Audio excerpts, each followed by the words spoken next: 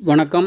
We. Samikannu, Dharmapuri மாவட்டம், பாப்பிரெட்டி வட்டாரம், மோலையானூர் கிராமம்.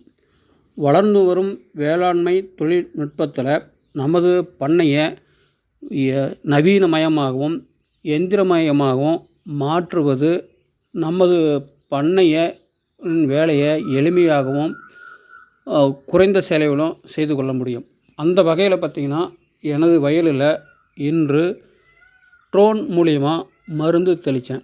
அந்த ட்ரோன் மூலிமா மருந்து தெளிக்கிறத இத்தனை நாளுக்கு முன்னால் நாம் செய்திருக்கிறத விட மிகவும் சுலபமாக செலவு குறைவாக முடிஞ்சது.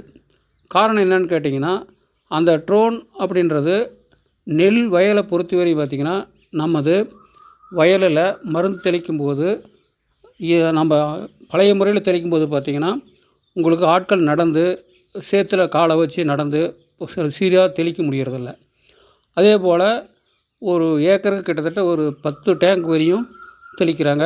அதுக்கு கூட ஒரு தண்ணி எடுத்து கொண்டு போய் கொடுக்கறதுக்கு கூட ஒரு ஆட்கள் தேவைப்படுது. அதோடு இல்லாமல் பெட்ரோல் செலவு அதிகமாகுது. அந்த செலவானது கூடுதலாக மாறுது.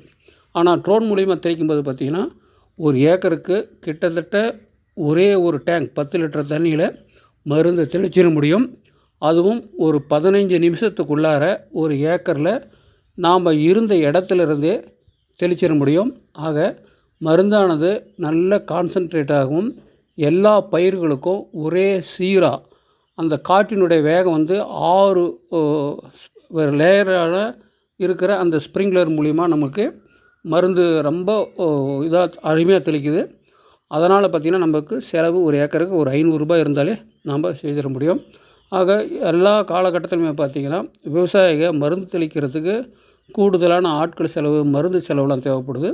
இந்த வகையில் நம்ம பயன்படுத்தும் போது பார்த்திங்கன்னா, ஒரே ஒரு டேங்க்கில் கிட்டத்தட்ட 5 டேங்க் மீதி செஞ்சு நம்மளுடைய பயிரை நல்ல வளமோடு கொண்டு செல்ல முடியும்.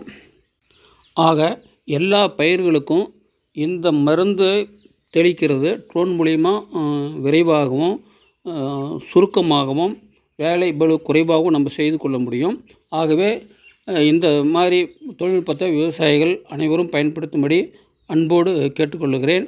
இந்த நல்லதொரு வாய்ப்பினை வழங்கிய நமது வேளாண்மை துறைக்கும் நமது மாவட்ட ஆட்சியருக்கும் எனது பணிவான வணக்கங்களை தெரிவித்துக் கொள்கிறேன். நன்றி, வணக்கம்.